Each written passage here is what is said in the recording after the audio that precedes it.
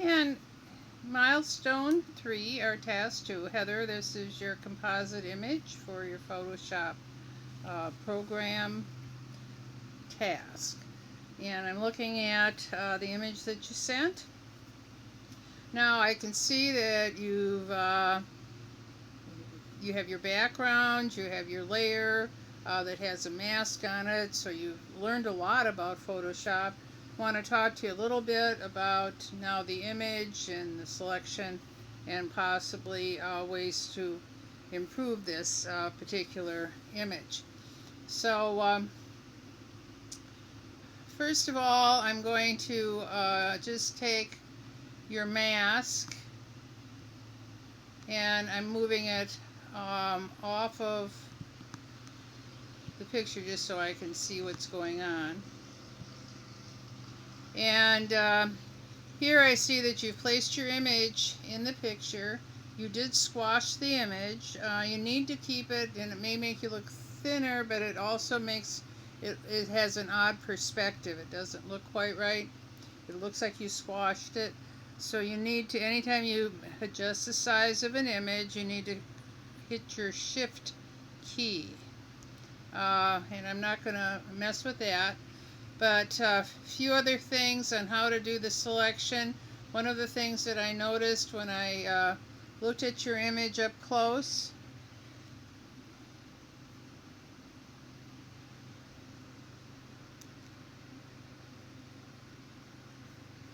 is that there was quite a few artifacts left on the image, and what we want to do is clean that up very nicely. So what I've done here is used the tool called the Quick Selection tool, but in order to do that I had to go into Levels, and in Levels I was able to separate your face from the background a little bit better. So when I use the Quick Selection tool, it actually selected around your image. Then when I go back into your layer where your head is, I can just click on this button for the Add Layer Mask, and it masks it out. So here is your image, and here it is with the background. As we can see, we still need some cleanup in those areas, and that was what's happening, but it's a little bit cleaner on the facial area. So now we can just go in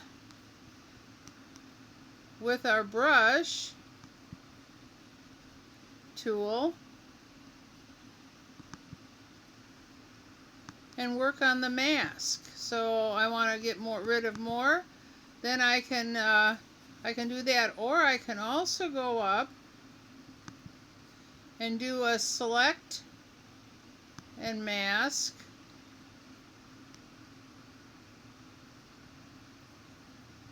and do a feather on this image. I can shift how much is showing so I can come back in. You know, I don't want to get rid of the image in any way, but I can certainly make it so that we have less of that image showing, so that when we do the mask,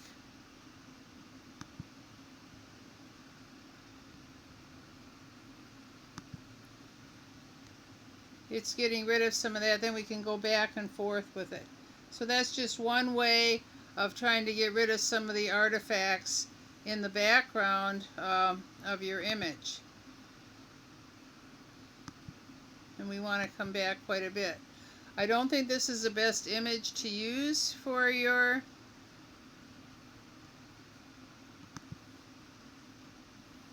selection. It's out of, it's not in the right perspective.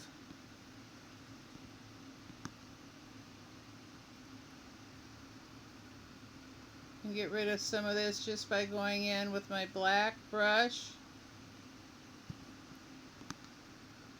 And rid of some of this. We don't want all those artifacts to be showing. And then I can also, what's going to change, of course, is when I get rid of our levels. But you are a bit, it's too dark. And that hid a lot, but at the same time,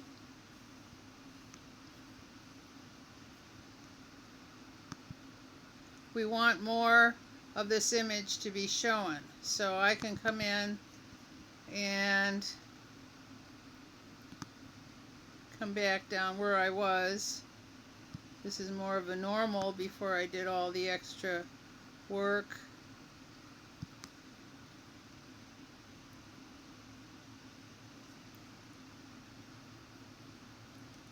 Now you continue to crop so it would fit behind and crop the head off. I think the whole thing is out of perspective. These are huge faces, and you have this little teeny face in here that now you've chopped off a bit. And I think you need to make another selection. We don't use flash in here. You can use window light, you can use outdoor light, which is preferred. But flash gives these harsh shadows like you're ending up with here. And I think that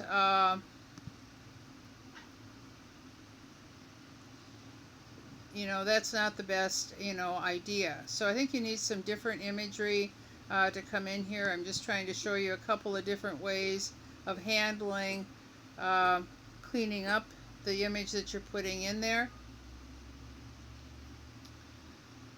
But the original image that we had